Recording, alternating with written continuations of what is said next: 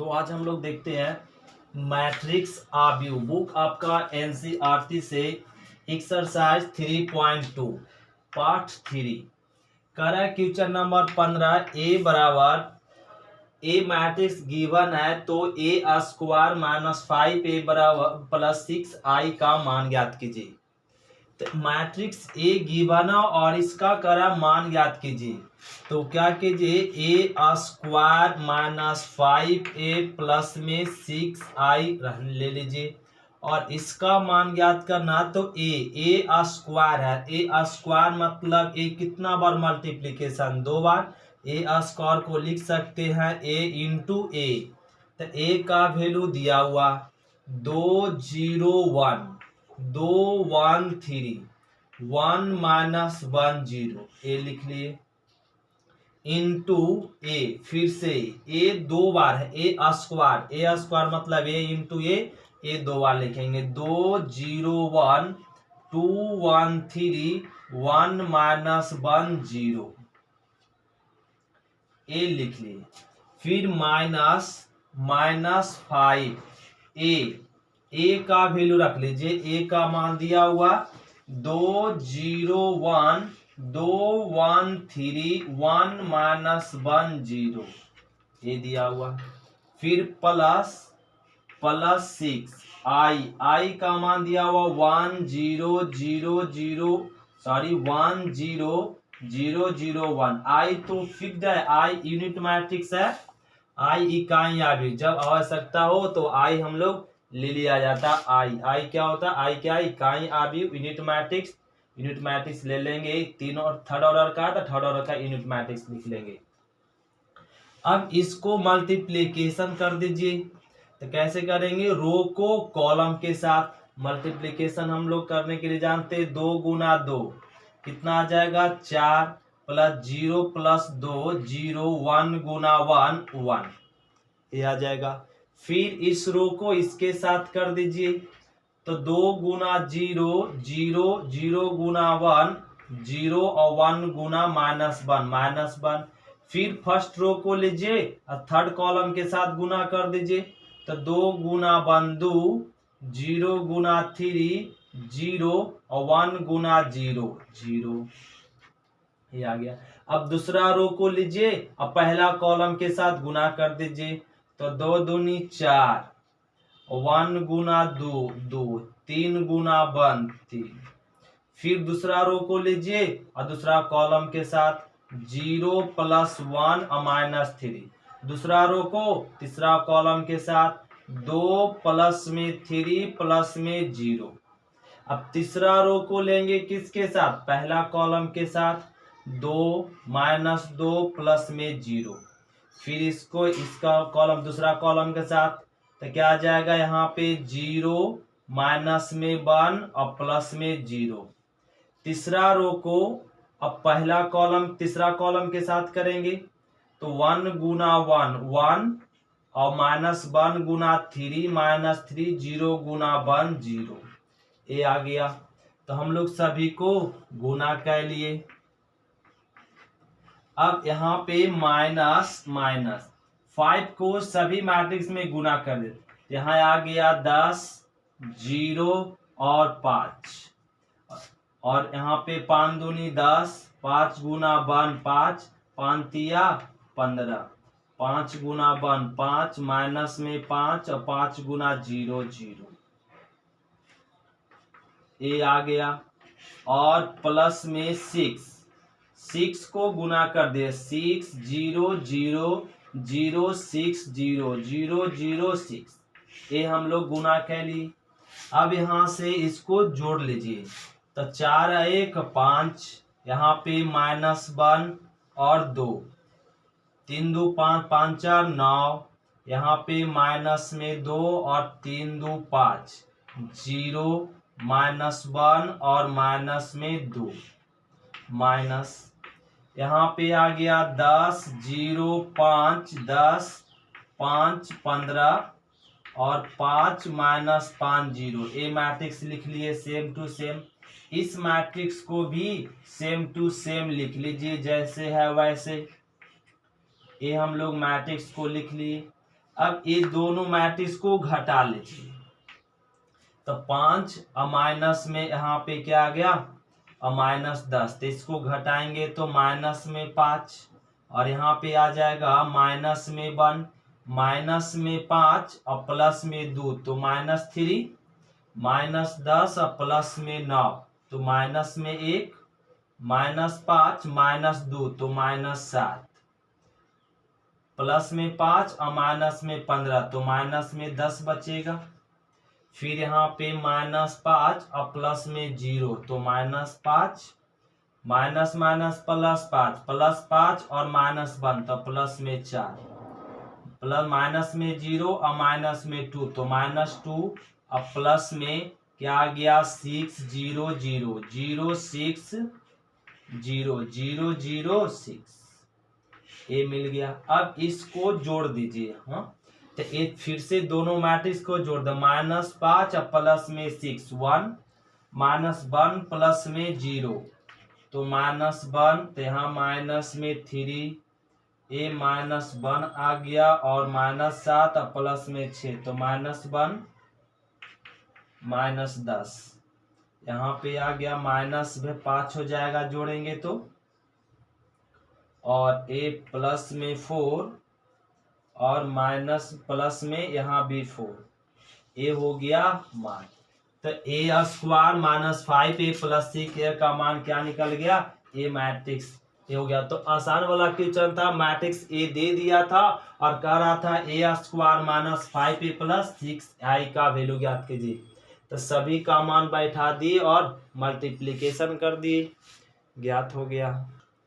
तो question number 16 भी आपका 15 के जैसा, इसमें कह रहा है ए गिवन है और तो सिद्ध कीजिए ए स्क्वायर -6a + 7a + 2i = 0। इसमें प्रूफ करना है, तो इसमें प्रूफ करना तो यहाँ पे ए क्यू माइनस में 6a स्क्वायर प्लस में 7a प्लस में 2i बराबर चल देंगे।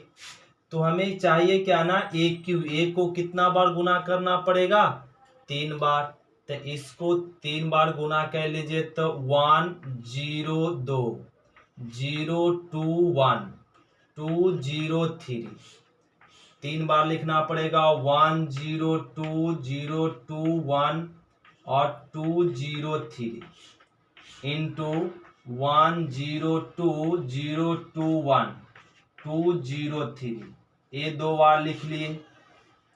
माइनस -6, ये भी कितना बार है 2 बार, तो 2 बार यहाँ भी लिखना पड़ेगा, तो 1 0 2 और 0 2 1 2 0 3, 1 0 2 0 2 1 2 0 3, फिर क्या प्लस में 7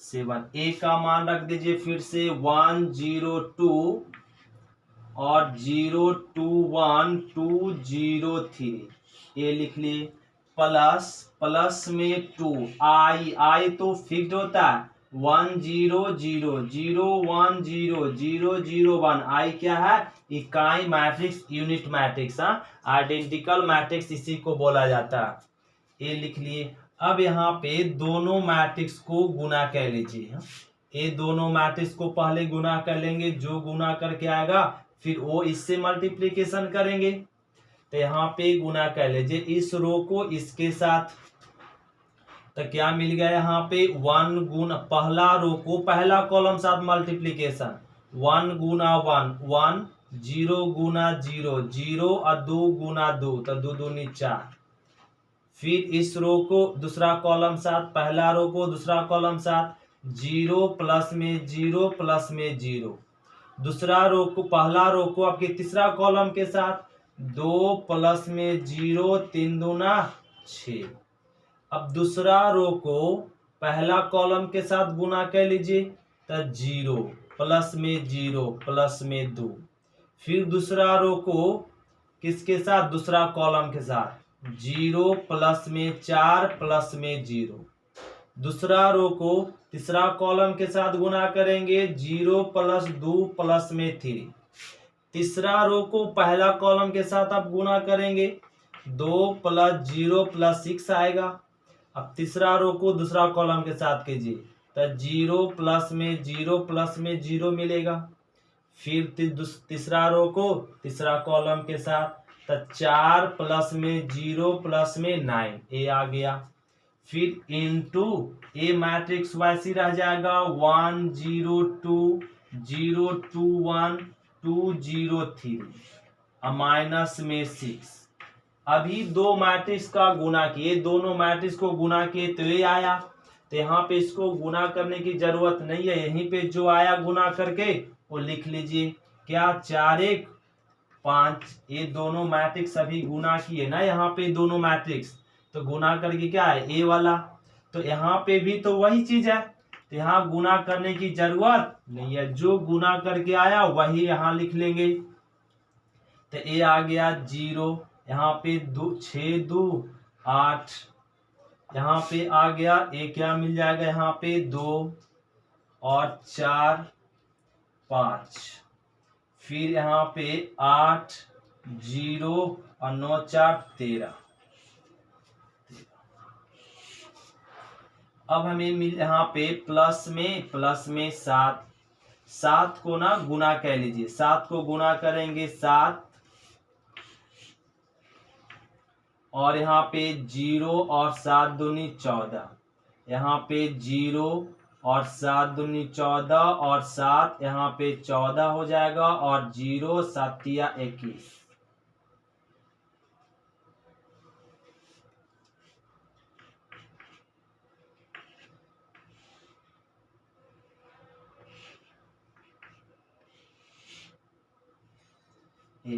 अब यहाँ पे प्लस में और ए वाला क्या रह गया, यहाँ पे 2 था और प्लस में, तो 2 को गुना कह लेंगे। तो 2 को गुना करेंगे तो 2 0 0 0 2 0 0 0 2 ए आ गया। अब यहाँ पे लिख लेंगे ऐड करके, यहाँ पे क्या आ गया 5, यहाँ पे जो आया था 5 0 8 2 और 4 5 8 0 और 13 आया इंटू, फिर से इस मैट्रिक्स को गुना करेंगे 1 0 2 0 2 1 2 0 और 3 माइनस 6 को अब मल्टीप्लीकेशन कर दीजिए।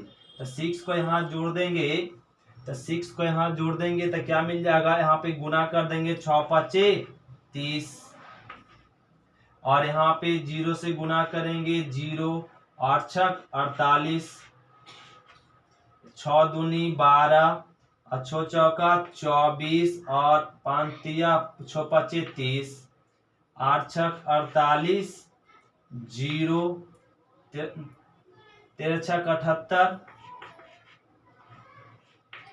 और यहाँ पे प्लस में ये दोनों मैट्रिक्स को जोड़ दीजिए 7 2 9 0 + 0 0 14 0 प्लस में 0 14 2 16 7 प्लस में 0 7 14 + 0 14 0 और 21 प्लस में 2 तो कितना आ जाएगा 23, ये आ गया।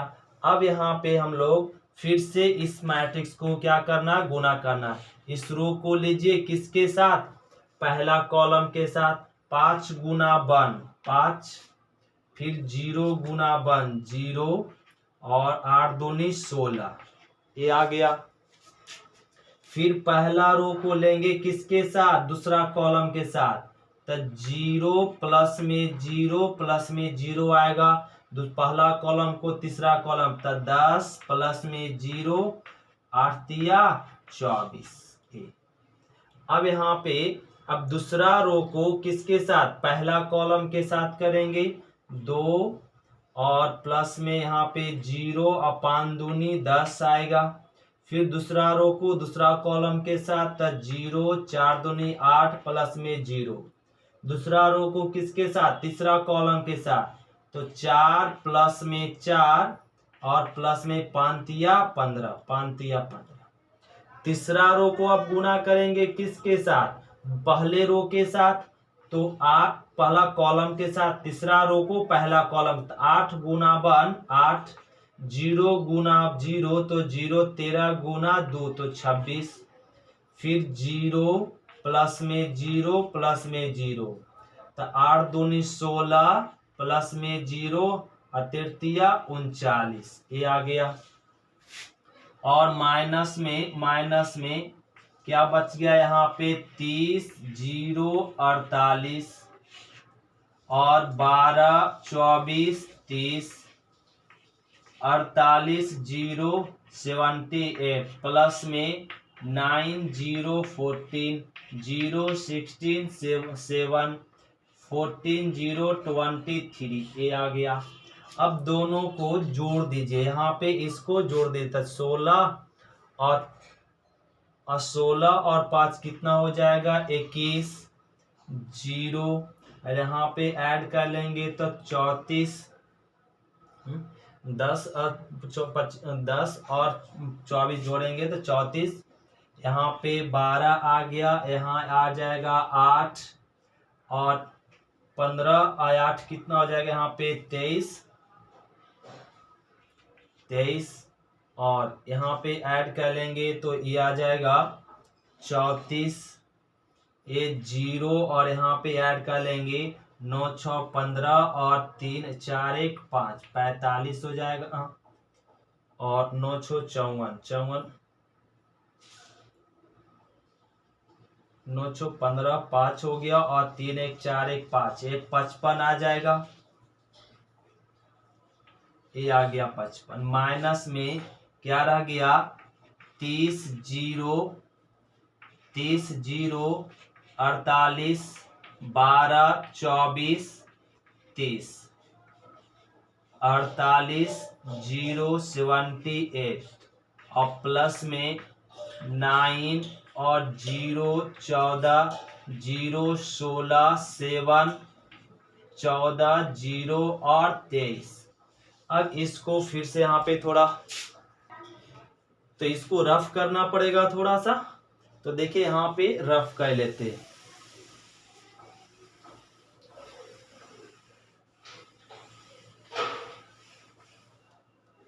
तो ध्यान दे क्या हो जाएगा यहाँ पे, अब इसको सब्ट्रैक्ट कर देंगे तो यहाँ पे सब्ट्रैक्ट करेंगे तो क्या मिलेगा माइनस में 9 एक घटाएंगे तो 0 और यहाँ पे अगर घटा लिए तो क्या मिल जाएगा माइनस में 14 फिर 12 और 12 घटाएंगे तो 0 और 8 और यहाँ घटाएंगे तो माइनस में 16 और यहाँ घटा लिए तो माइनस में 7 34 और 48 घटाएंगे तो कितना आ जाएगा माइनस में 14 0 और 0 घटाएंगे 0 प्लस में 55 और माइनस में 78 घटाएंगे तो क्या आ जाएगा माइनस में 23। अब प्लस में क्या दिया हुआ, प्लस में आपका है 9 0 14 0 प्लस में 16 7 और 14 0 और 23। अब ये दोनों मैट्रिक्स को जोड़ लीजिए तो प्लस में 9 माइनस 9 0 माइनस 9 प्लस 9 0 ते 0 सारे को जोड़ दिया गया तो 0। हमें प्रूफ क्या करना था 0 कह रहा था A Q minus 6 square plus 7a plus 2i बराबर 0। तो इसका कैलकुलेशन किए क्या आ गया 0। ये हो गया आंसर, प्रूफ हो गया, लिख देंगे प्रूफ। तो ध्यान दे क्वेश्चन नंबर 7 आसान वाला क्वेश्चन है। ए दिया हुआ और आई मैट्रिक्स दिया हुआ कर एवं ए स्क्वायर बराबर के ए माइनस 2i तो के का मान ज्ञात कीजिए। इसमें के का वैल्यू फाइंड करने का दिया तो के का वैल्यू कर दे या 0 साबित करने दे, बनाने का सेम रूल करेंगे। तो देखिए यहाँ पे भी वही रूल अपनाइए, जो गिवन है उसको लिख लीजिए ए स्क्वायर के ए माइनस 2i ए दिया हुआ है। अब सभी का वैल्यू यहाँ से पुट कर लीजिए ए स्क्वायर मतलब ए इंटू ए स्क्वायर मतलब ए इंटू ए स्क्वायर का मीनिंग क्या होता है ए इंटू ए।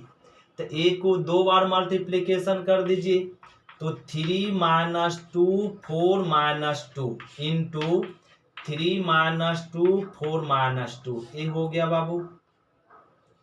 अब इसके बाद इक्वल टू लगाएंगे, यहाँ पे क्या है के, फिर से ए का वैल्यू पुटिंग करेंगे, तो पुट कीजिए, तो 3 माइनस 2 4 माइनस 2 ए का वैल्यू पुट कर दिए, माइनस माइनस 2 आई तो गिवन है, दिया हुआ आई 1 0 0 और 1 दिया हुआ। अब इसको सॉल्व कर लीजिए, तो इसको कैसे सॉल्व करेंगे, यहाँ पे मल्टीप्लिकेशन है, तो दोनों मैट्रिक्स को मल्टीप्लिकेशन कीजिए। तो फर्स्ट रो फर्स्ट कॉलम के साथ 3 तिया 9 और 4 दूनी 8, और यहाँ पे 3 दूना 6 2 दूनी 4 माइनस माइनस प्लस। अब दूसरा रो को पहला कॉलम था 4 तिया 12 4 दूनी 8 और 4 दूनी 8 और 2 दूनी 4 माइनस माइनस प्लस। के को अंदर मल्टीप्लिकेशन कर दीजिए, तो 3k माइनस 2k 4k और माइनस में 2k होगा। और यहाँ भी 2 मल्टीप्लिकेशन करेंगे, 2 0 0 और 2 ये मल्टीप्लिकेशन हो गया। अब यहाँ से ऐड कीजिए, तो यहाँ पे इसको सॉल्व करेंगे, तो 1 माइनस में 2 और यहाँ पे 4 माइनस में 4 ये आ गया बराबर। ये दोनों मैट्रिक्स को सब्ट्रैक्ट घटा दीजिए, तो घटाव कैसे होता है, क्रॉसपॉन्डिंग एलिमेंट को क्रॉसपॉन्डिंग एलिमेंट मतलब संगत अवयव को संगत अवयव के साथ घटाएंगे, तो 3k माइनस में 2 घटेगा, माइनस में 2k और माइनस में 0 घटेगा, तो 4k और माइनस में 0, फिर यहाँ पे माइनस में 2k और माइनस में 2। हमें केवल किसका वैल्यू फाइंड करना, k का, तो k का वैल्यू फाइंड करना, तो ये क्या बन गया, इक्वल मैट्रिक्स। ये क्या बन चुका, इक्वल मैट्रिक्स मतलब बराबर अवयव। तो बराबर अवयव के प्रत्येक संगत अवयव क्या होते हैं, सेम होते हैं। प्रत्येक संगत अवयव क्या होता है, एक दूसरे के बराबर होता है। 1 किसके बराबर होगा, 3k माइनस 2k, तो माइनस 2 आर इस तरफ एल एच इस तरफ आएगा तो प्लस में हो जाएगा, और 3k तो 2 और 1 कितना हो जाएगा 3, बराबर में 3k के कैंसिल, 3 कैंसिल, तो 1 बराबर k, तो यहाँ से k का वैल्यू क्या मिल गया 1। तो आसान वाला एक क्वेश्चन था। तो क्वेश्चन नंबर देखिए 18 थोड़ा सा टफ क्वेश्चन है, ध्यान देंगे। ये क्वेश्चन नंबर 18 क्या ना थोड़ा हार्ड है, इसको ध्यान से समझना पड़ेगा। इस क्वेश्चन को कैसे बनाते, ये आपका 5 मार्क्स में पूछता है क्वेश्चन ना, ये आपका VVI आपका 5 मार्क्स में पूछता है क्वेश्चन।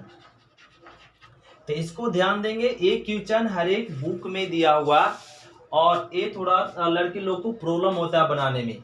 तो यहाँ पे ध्यान देंगे, ये है ऐसे आसान, बहुत आसान क्वेश्चन है, लेकिन इसका कॉन्सेप्ट समझना पड़ेगा। तो ए कह रहा है ए गिवन है, और तो सिद्ध कीजिए LHS बराबर RHS। तो LHS बराबर RHS दिखाने से पहले हम लोग यहाँ पे कुछ लेट करना पड़ेगा। क्या लेट करना पड़ेगा, tan अल्फा बाई 2 को t कह लीजिए, समझ लीजिए। Alpha by tan alpha by 2 को क्या लेट कह लीजिए t। तो यहाँ से साइन अल्फा का फॉर्मूला क्या हो जाता है, ये हम लोग 11th में पढ़ चुके। साइन अल्फा का फॉर्मूला मतलब साइन ए का फॉर्मूला tan में बता सकते, tan अल्फा बाई 2 बटा 1 प्लस में tan स्क्वायर अल्फा बाई 2 ये होता है। अब यहाँ से साइन अल्फा बराबर 2 tan अल्फा बाई 2 को क्या लेट किए थे t, बटा में 1 प्लस में हो जाएगा t स्क्वायर, इतना कह लिए। अब फिर से एक लगा दीजिए और सूत्र cos अल्फा का। क्या cos अल्फा का कोई फॉर्मूला tan में होता है, जी हाँ, लीजिए क्या होता है 1 minus tan square alpha by 2 होता है सर, और बटा में 1 प्लस में tan स्क्वायर अल्फा बाई 2। ये होता है स्टूडेंट। अब देखिए यहाँ पे जो लेट किया गया था tan अल्फा बाई 2 का वैल्यू क्या t, उसको पुट कर दीजिए t square 1 plus T square. अब इतना कह लिए तो क्वेश्चन अब आसान हो गया आपका। तो आइए अब LHS चल दीजिए। LHS में क्या है i plus A, i plus A. I का वैल्यू हम लोग जानते हैं 1001 होता है। आई तो इकाई अभी है, बोल भी चुका है इसमें।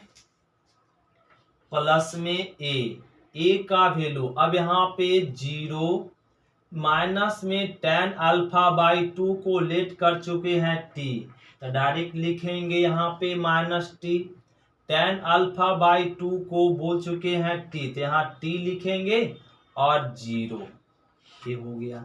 अब इसको ऐड कर दीजिए, तो ऐड करेंगे तो क्या मिलेगा, मतलब जोड़ देंगे 1 plus 0 1, 0 plus minus T, minus में टी मिलेगा। अब 0 प्लस टी और 1 प्लस 0 1, एक ज्ञात हो गया LHS। अब हम लोग ज्ञात करेंगे RHS। RHS में क्या है ध्यान देंगे, RHS में कह रहा I इंटू माइनस में A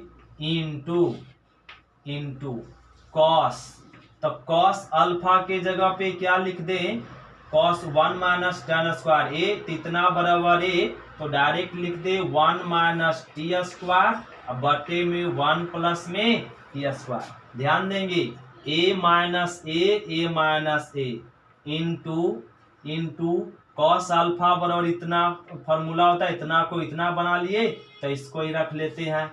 माइनस में साइन अल्फा बराबर क्या 2t बटा 1 प्लस 2t बटा 1 प्लस में टी स्क्वायर हो जाएगा, ये कह लिए। अब और यहाँ पे आसान कह लेते हैं साइन अल्फा का वैल्यू यहाँ रख लीजिए 2t बटा में 1 प्लस में टी स्क्वायर, और कॉस अल्फा का वैल्यू 1 माइनस टी स्क्वायर बटे में 1 प्लस टी स्क्वायर, ये लिख लिए। ये क्या लिख लिए RHS। अब ए का वैल्यू आई का वैल्यू क्या होता 1001 इंटू माइनस, तो यहाँ माइनस लिख लीजिए। ए का वैल्यू क्या गिवन है, ए का वैल्यू ए गिवन है 0, और tan अल्फा बाई 2 को तो लेट कर चुके हैं t, और यहाँ पर भी t और a 0 इंटू, अब इस टर्म को लिख लीजिए वैसे 1 माइनस में टी स्क्वायर बटे 1 प्लस में टी स्क्वायर, और माइनस में 2t बटा 1 प्लस में टी स्क्वायर, और यहाँ पे 2t बटा में 1 प्लस में टी स्क्वायर, और 1 माइनस टी स्क्वायर अब बटा में 1 प्लस में टी स्क्वायर, ये हो गया। अब यहाँ से इसको सब्ट्रैक्ट कर दीजिए, घटा लीजिए, तो ये मिलेगा 1, यहाँ पे माइनस प्लस में टी माइनस में टी, और ये आ गया 1 इंटू क्या है 1 माइनस में टी स्क्वायर बटा में 1 प्लस में टी स्क्वायर, और माइनस में 2t बटा 1 प्लस में टी स्क्वायर, 2t बटा में 1 प्लस टी स्क्वायर हो गया, और यहाँ पे 1 माइनस टी स्क्वायर बटा 1 प्लस टी स्क्वायर। अब हम लोग को आसान से आंसर मिल जाएगा। अब दोनों को मल्टीप्लीकेशन कर दीजिए, अच्छे से हम लोग अब मल्टीप्लीकेशन करेंगे। इतना हम लोग नोट डाउन करते हैं, उसके बाद थोड़ा रफ करना पड़ेगा। तो यहाँ तक हो गया। अब देखिए इसको रफ करते हैं। यहाँ पे LHS याद रखना पड़ेगा। LHS यहाँ लिख लेते। LHS क्या निकल चुका है 1 माइनस में t और t और प्लस में 1, ये LHS फाइंड हो चुका। अब इसको यहाँ पे रफ कर लेते हैं थोड़ा, इसको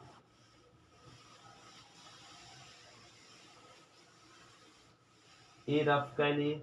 अब यहाँ पे मल्टीप्लीकेशन कर दीजिए, ध्यान से करेंगे, ध्यान देंगे। ए वाला फर्स्ट रो फर्स्ट कॉलम के साथ मल्टीप्लीकेशन करेंगे, 1 गुना इतना तो 1 माइनस टी स्क्वायर बटा में 1 प्लस में टी स्क्वायर प्लस, अब की टी इसके साथ होगा मतलब पहला रो पहला कॉलम के साथ, टी इसके साथ, तो 2t स्क्वायर बटा में 1 प्लस में टी स्क्वायर हो गया। फिर पहला रो को किसके साथ, दूसरा कॉलम के साथ, तो क्या हो जाएगा 1 गुना इतना, तो माइनस में 2t बटा 1 प्लस में टी स्क्वायर, और t गुना इतना, तो इसमें t गुना होगा तो क्या हो जाएगा, t गुना होगा तो t माइनस में t क्यू बटा में 1 प्लस में टी स्क्वायर, ये आ गया। तब पहला रो को पहला कॉलम दूसरा कॉलम साथ मल्टीप्लिकेशन हो गया।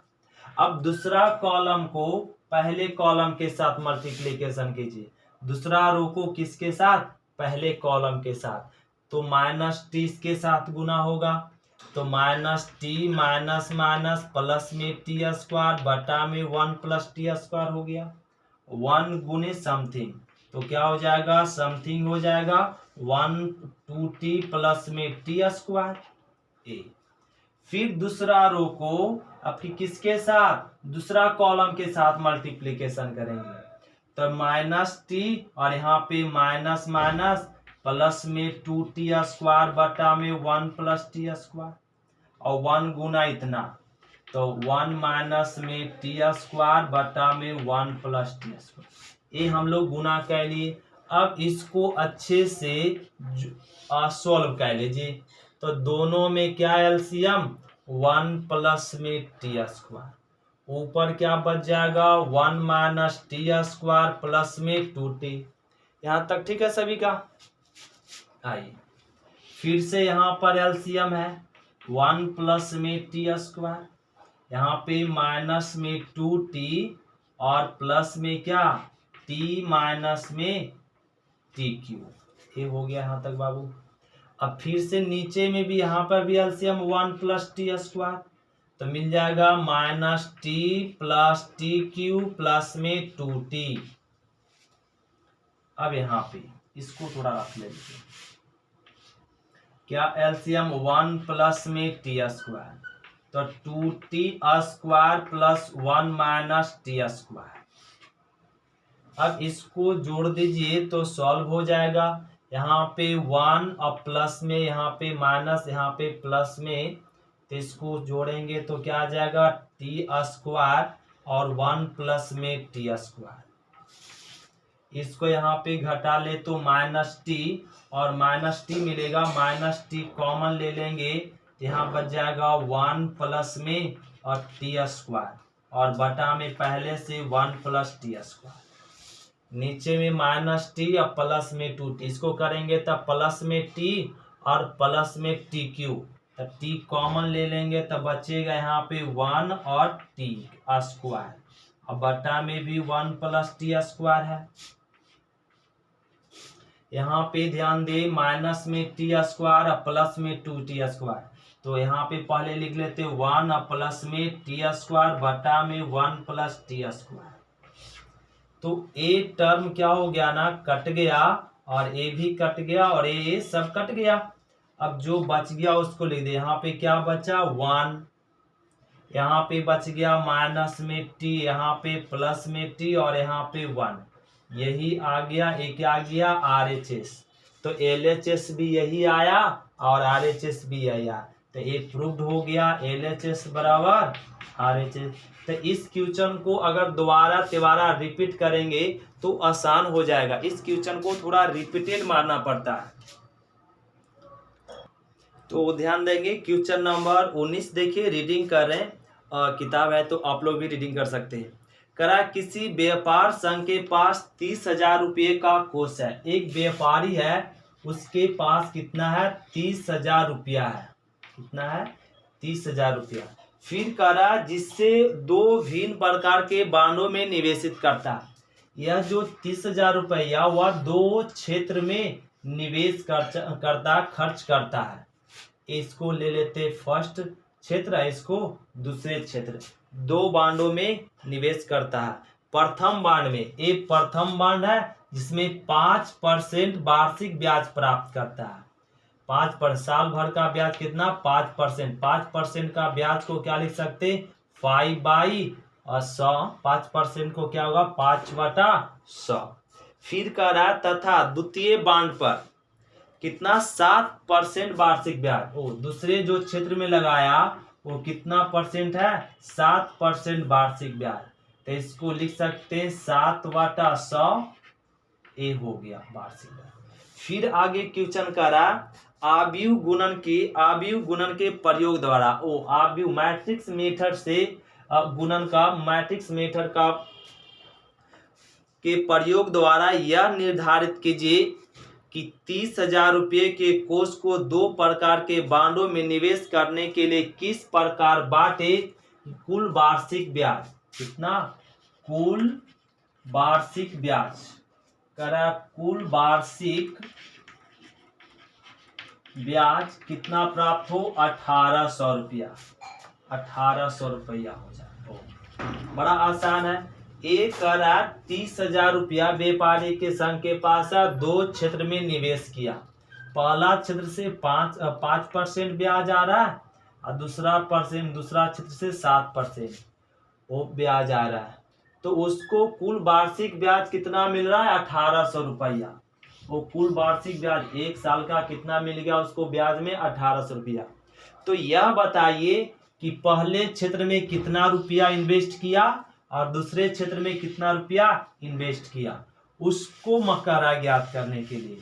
तो मान लेते यहाँ पे लेट कह लिए पहले क्षेत्र में कितना रुपया इन्वेस्ट किया x रुपया और दूसरे क्षेत्र में कितना इन्वेस्ट किया y रुपया। ये हम लोग यहाँ पे मान लिए और इसको करा ज्ञात करने के लिए किस मेथड से आव्यूह के मेथड से, मतलब मैट्रिक्स के मेथड से। तो मैट्रिक्स मेथड से कहेगा तो लेट कह लीजिए ए बराबर कितना इन्वेस्ट किया 5% उसको ब्याज मिल रहा और दूसरे क्षेत्र से कितना परसेंट मिल रहा और 7%। इसको मैट्रिक्स में लिख लिए और दूसरे मैट्रिक्स को अब कितना रुपया लगाया हम लोग अपने से मान लिए x रुपया लगाया और कितना लगाया y रुपया लगाया। क्लियर है। तो कुल वार्षिक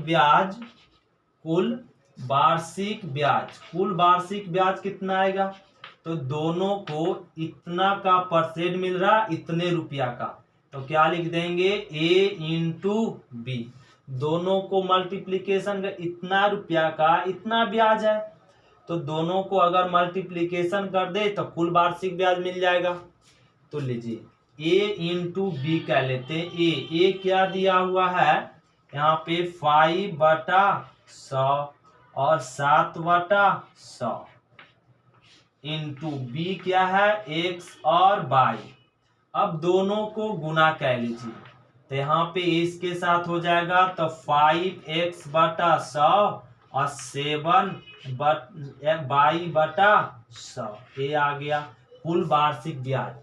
उसे प्राप्त था कुल वार्षिक ब्याज कितना है 1800 रुपया। तो यहाँ पे लिख सकते हैं कुल वार्षिक ब्याज, इसको रहने दीजिए कुल वार्षिक ब्याज यहां से लिख लेते हैं।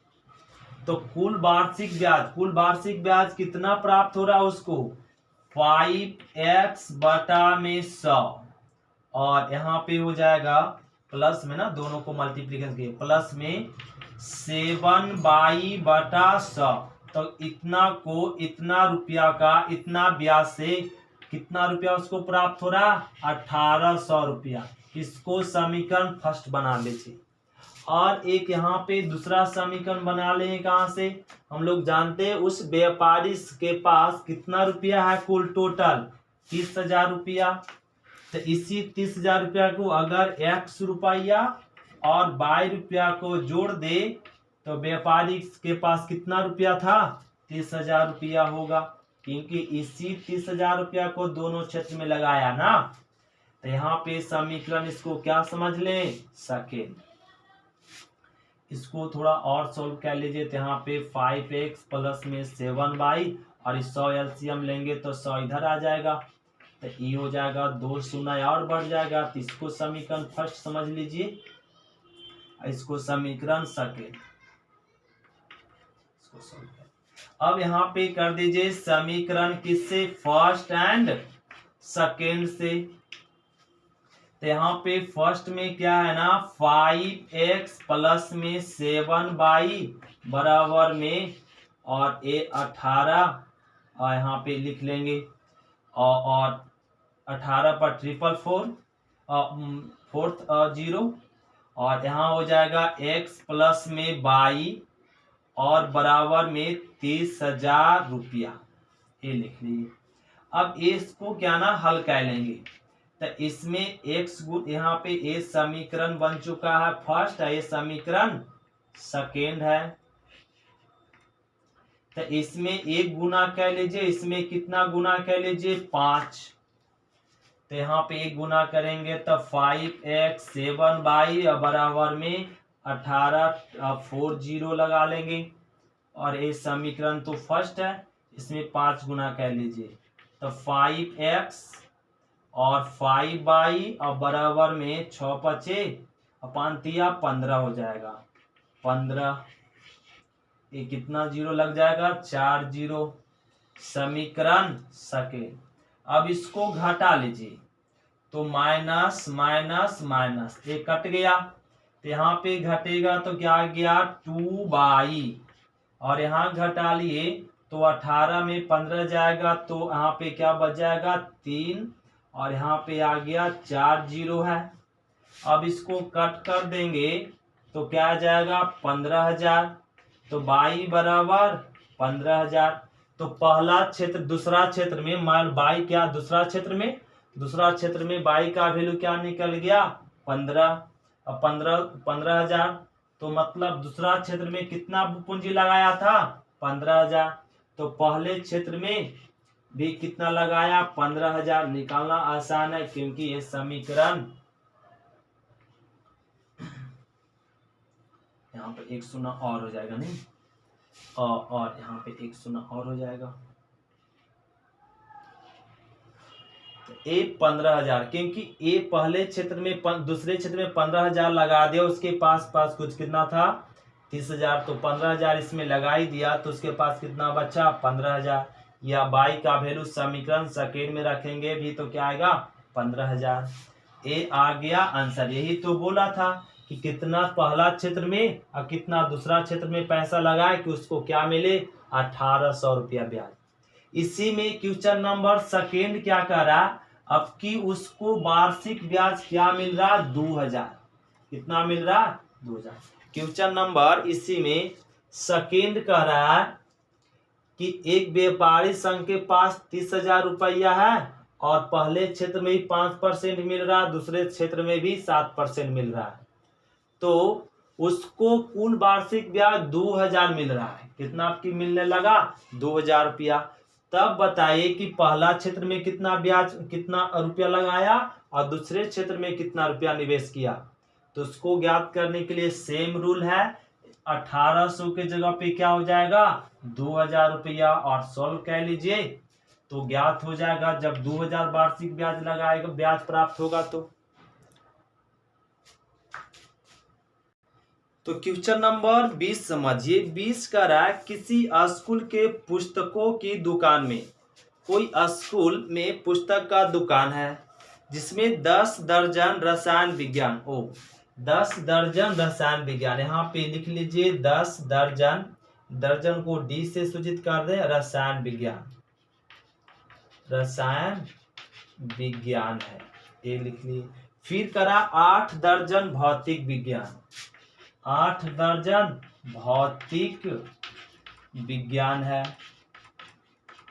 ये। फिर करा 10 दर्जन अर्थशास्त्र का किताब है, 10 दर्जन अर्थशास्त्र की पुस्तकें हैं। एक आपका यहाँ पे पुस्तकालय है, उसमें पुस्तक का दुकान है जिसमें 10 दर्जन रसायन विज्ञान, 8 दर्जन भौतिक विज्ञान और 10 दर्जन अर्थशास्त्र का बुक है। तब करा इन पुस्तकों का विक्रय मूल्य, विक्रय मूल्य दिया हुआ, क्या दिया हुआ विक्रय मूल्य, वो बिकता कैसे है 80 रुपया, 80 रुपये एक रसायन विज्ञान का दाम। फिर कह रहा है 60 रुपया, कितना 60 रुपया। फिर कह रहा है 40 रुपया प्रति पुस्तक। ओ, एक पुस्तक का दाम प्रति पुस्तक, यहाँ भी प्रति पुस्तक। तो एक पुस्तक का दाम है, एक क्या दिया हुआ, एक पुस्तक का दाम। तो एक पुस्तक का दाम दिया।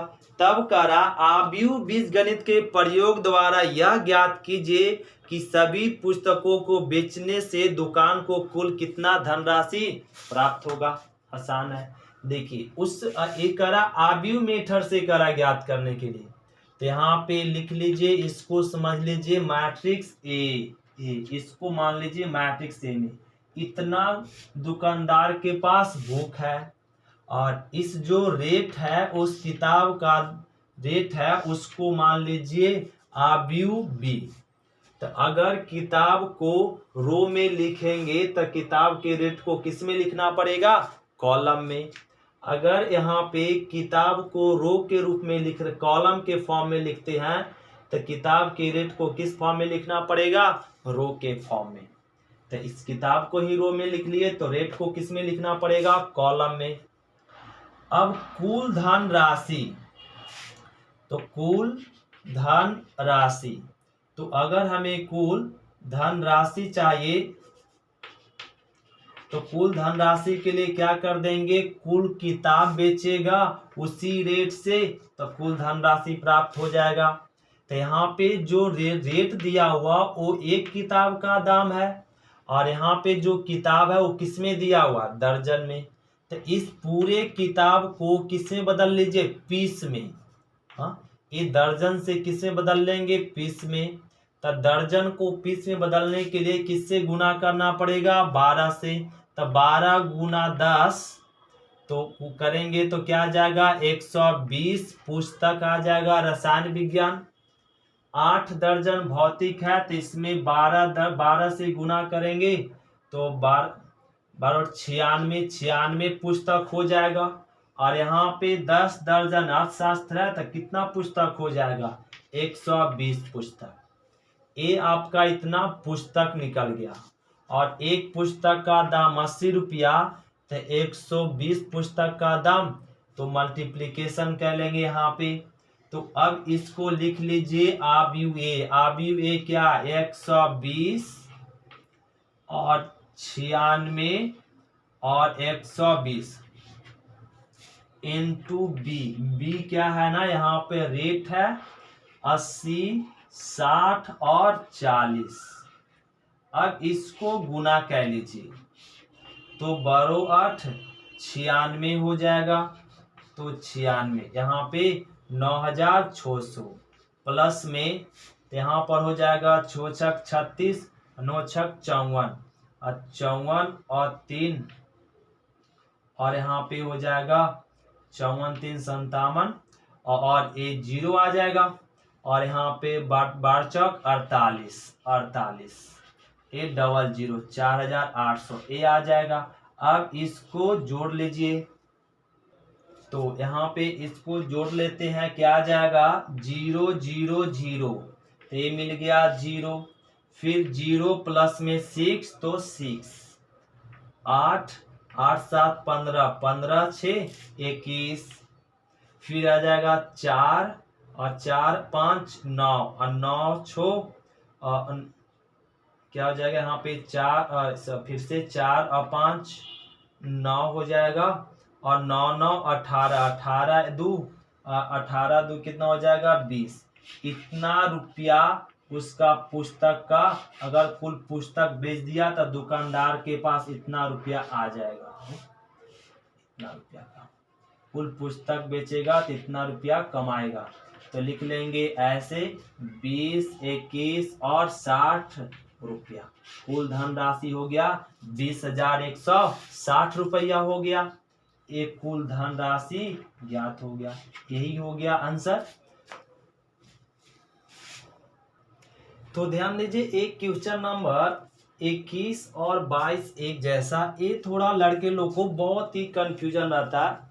इसमें लड़के लोग बनाते नहीं है और इसको डायरेक्ट आंसर यहाँ पे याद करना पड़ता है लड़के लोग को। कैसे आता ए अभी तक समझ में नहीं आता लड़के लोग को, तो ध्यान देंगे तो इसको बहुत आसान है लेकिन समझना ध्यान देंगे, थोड़ा टफ है। देखिए कैसे इसको बनाते, ध्यान समझ से तो बहुत आसान लगेगा, बहुत ही सिंपल है। कह रहा है क्या, पहले यहाँ पे ध्यान दीजिए। मान लीजिए कि एक्स वाई जेड डब्ल्यू तथा पी क्रमशः इतना कोटियों के आव्यूह है। ओ यहाँ पे ये जो आव्यूह दिया हुआ उसको लेफ्ट कह लीजिए। मान लीजिए कोई एक्स जो आव्यूह है ए आई जे, वो कितना ऑर्डर का है, 2 गुना एन ऑर्डर का है, 2 गुना एन ऑर्डर का है। ध्यान देंगे थोड़ा, यहाँ पे ध्यान देंगे पूरा तो क्लियर होगा। और बाई को मान लेते हैं, बाई बराबर भी ए आई जे कोई आव्यूह है जिसका कितना ऑर्डर का है, 3 गुना के ऑर्डर का है। जेड भी आव्यूह है, वह कितना ऑर्डर का है, वो दे चुका है। जेड जो है 2 गुना पी आव्यूह का है, 2 गुना पी ऑर्डर के आव्यूह है। डब्लू है वो कितना ऑर्डर का आव्यूह दिया हुआ, वो भी दिया हुआ, वो कितना ऑर्डर का दिया हुआ, एन गुना 3 ऑर्डर का, एन गुना 3 ऑर्डर का आव्यूह दिया हुआ है। पी मैट्रिक्स, पी जो मैट्रिक्स दिया हुआ वो गिवन है कितने ऑर्डर का, पी गुना के ऑर्डर का आव्यूह दिया हुआ। तो ये आपका 1 2 3 4 और 5 आव्यूह दिया हुआ और पांचों का ऑर्डर दिया हुआ है। तब कह रहा है यहाँ पे क्वेश्चन नंबर 21 में पी बाई प्लस में डब्लू बाई के परिभाषित होने के लिए एन के तथा पी पर क्या इसमें प्रतिबंध है, क्या प्रतिबंध है एन के पी पर बताइए। तो इसको यहाँ पे ध्यान देंगे, यहाँ पे क्या है, पी बाई, पी और बाई, पी कहाँ है, मैट्रिक्स पी को लिख लीजिए और बाई को लिख लीजिए। तो मैट्रिक्स पी का ऑर्डर क्या है, पी गुना के, और मैट्रिक्स बाई का ऑर्डर क्या, बाई का ऑर्डर है 3 गुना के ऑर्डर का मैट्रिक्स है। फिर प्लस डब्लू कितने ऑर्डर का मैट्रिक्स है, तो डब्लू गिवन है एन गुना 3 ऑर्डर का मैट्रिक्स है। और बाई कितने ऑर्डर का मैट्रिक्स गिवन है, बाई आपका 3 गुना के ऑर्डर का मैट्रिक्स दिया हुआ है। तो ध्यान देंगे, 2 मैट्रिक्स का गुना कब संभव होता है, जब पहले आव्यूह का कॉलम और दूसरे आव्यूह का रो सेम हो, तब दोनों आव्यूह का 2 आव्यूह का गुना संभव होता है। मतलब यहाँ पे क्लियर हो गया कि के बराबर क्या होगा, 3, के बराबर 3। 2 आव्यूह का गुना तभी संभव है जब पहले आव्यूह का कॉलम और दूसरे आव्यूह का रो। तो पहला आव्यूह का कॉलम क्या है, के, और दूसरे आव्यूह का रो क्या है, 3। तो के बराबर 3 होगा। अब इसको गुना करेंगे ये दोनों आव्यूह को, तो जो नए आव्यूह बनेगा वो कितने ऑर्डर का बनेगा, पहले आव्यूह का रो और दूसरे आव्यूह के कॉलम के बराबर का बनेगा।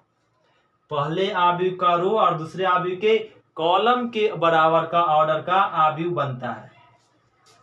प्लस यहाँ आ जाइए तो ये बन जाएगा कितना, जो इसको दोनों को गुना करेंगे तो कितने ऑर्डर का आव्यूह बनेगा, पी गुना के ऑर्डर का। फिर से यहाँ देखिए, तो ये दोनों आव्यूह का गुना कब संभव है, जब पहले आव्यूह का कॉलम और दूसरे आव्यूह के कॉलम के बराबर हो। तो यहाँ भी 3 गुना 3 बराबर है। तो ये जो दोनों को गुना करेंगे दोनों मैट्रिक्स को, तो ये कितने ऑर्डर का आव्यूह बनेगा, एन गुना के ऑर्डर का। कितने ऑर्डर का, एन गुना के ऑर्डर का मैट्रिक्स का बनेगा। ये जो मैट्रिक्स बनेगा कितने ऑर्डर का बनेगा, एन गुना के ऑर्डर का। यहाँ जो मैट्रिक्स बना वो कितने ऑर्डर का बना, वो बन गया है पी गुना के ऑर्डर का। क्लियर है। तो ये 2 आव्यूह, ये गुना हो गया, ये नया आव्यूह बना, ये दोनों गुना के कितने ऑर्डर का आव्यूह बना। अब ध्यान देंगे, 2 आव्यूह का जोड़, 2 आव्यूह का जोड़ कब संभव है, जब दोनों अवयव का ऑर्डर सेम हो। दोनों अवयव का गुना कब संभव है? जब दोनों अवयव का ऑर्डर सेम हो। मतलब इस अवयव का ऑर्डर और इस अवयव का ऑर्डर सेम रहेगा, तभी दो अवयव का जोड़ संभव है। तो यहाँ पे P इंटू के बराबर क्या होगा? N इंटू के बराबर आपस में होगा, तभी दोनों अवयव का जोड़ संभव है। तो P के का वैल्यू दिया हुआ है 3, तो N इक्वल टू 3, तो 3 तो कट जाएगा, तो बच जाएगा क्या? P बराबर N। तो K बराबर 3 और P बराबर N होगा। तो इसमें कौन सा ऑप्शन है? ए। K बराबर 3 और P बराबर N, ऑप्शन नंबर हो गया ए। अब ध्यान देंगे, क्वेश्चन नंबर आ गया क्या? 22 में कह रहा N बराबर P हो, N बराबर P हो, तो अवयव 7x माइनस 5z की कोटि बताई हो। तो लीजिए, आसान है, इसको थोड़ा ए वाला क्वेश्चन रफ करते हैं। अब देखिए क्वेश्चन नंबर 22 की बात करते हैं। 22 में क्या दे दिया? 22 में कह रहा 7x माइनस 5z रहेगा। तो 7 को तो रहने दीजिए, अवयव x अवयव का ऑर्डर कितना है? 2 गुना n और माइनस y को रहने दीजिए z अवयव का ऑर्डर क्या गुण दिया हुआ? 2 गुना p। हम लोग अभी समझ गए कि दो अवयव का घटाव हो या जोड़ हो कब संभव है? जब दोनों का ऑर्डर सेम रहेगा। दोनों का ऑर्डर सेम रहेगा, तभी दो अवयव का गुना संभव है। तो तभी दो अवयव का गुना संभव है। तो आइए, तो यहाँ पर क्या हो जाएगा? 2 कट जाएगा, तो n बराबर तो p ही आएगा। तो n बराबर एक्स जेड है ना, एक्स जेड, हाँ ठीक तो है। तो यहाँ पर आ जाएगा इसमें n बराबर p। तो इसमें क्या ना, n बराबर p है, तो यहाँ पे ऑप्शन क्या हो जाएगा? 2 इंटू n। ऑर्डर कितना? 2 इंटू n बोलिए या 2 इंटू p बोलिए, दो में से कोई एक ऑर्डर का अवयव बनने वाला है। तो n, तो इसको अगर यहाँ पे जोड़ेंगे तो जो मैट्रिक्स का ऑर्डर बनेगा वह बनेगा क्या? इतना ही ऑर्डर का बनेगा।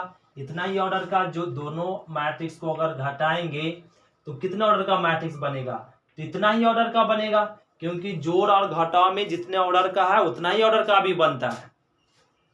तो इसमें भी ऑर्डर सेम ऑर्डर का मैट्रिक्स बनेगा। तो इसका ऑर्डर क्या हो जाएगा? 2 गुना n बोलिए या 2 गुना p। तो इसमें कौन हो जाएगा? p गुना 2, ये नहीं हो सकता, 2 गुना n, ये ऑप्शन होगा, और इसमें कोई ऑप्शन नहीं होगा। तो ये हो गया आंसर। तो क्वेश्चन नंबर 22 भी हो गया। तो शुक्रिया स्टूडेंट, थैंक यू।